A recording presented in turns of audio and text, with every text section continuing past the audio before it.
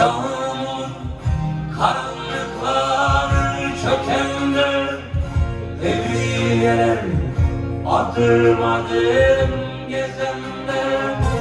Akşam karanlıklar çökende devriyeler adım adım gezende. Arkaklamış solmuş gülleri görende, sarılıp dallarını öpesim gelir. Kar kaplamış solmuş gülleri görende, sarılıp dallarını öpesim gelir.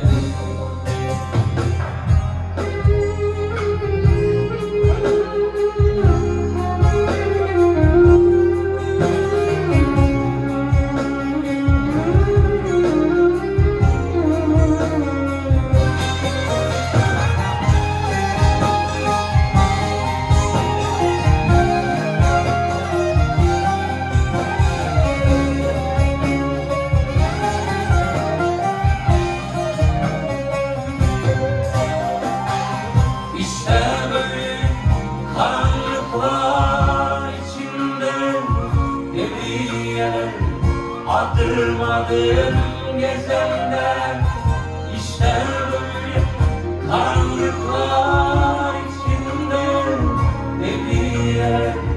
Adım adım gezenler, yar uykuda ben yine penceremde doğacak güneşi göresim gelir. Yar uykuda ben yine penceremde doğacak güneşi göresim gelir.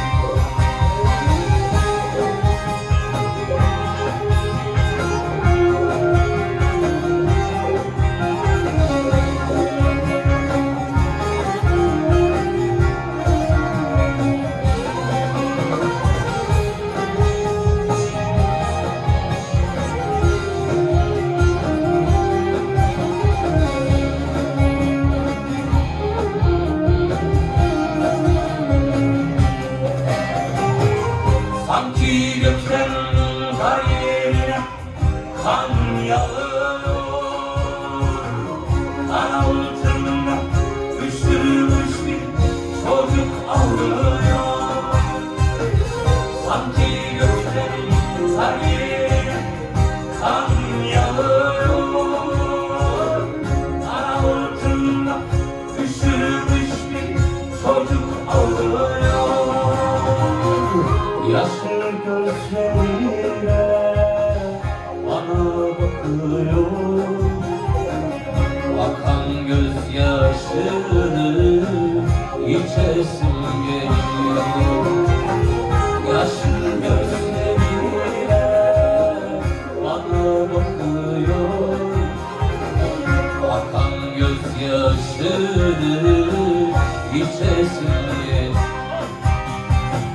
Yaşlı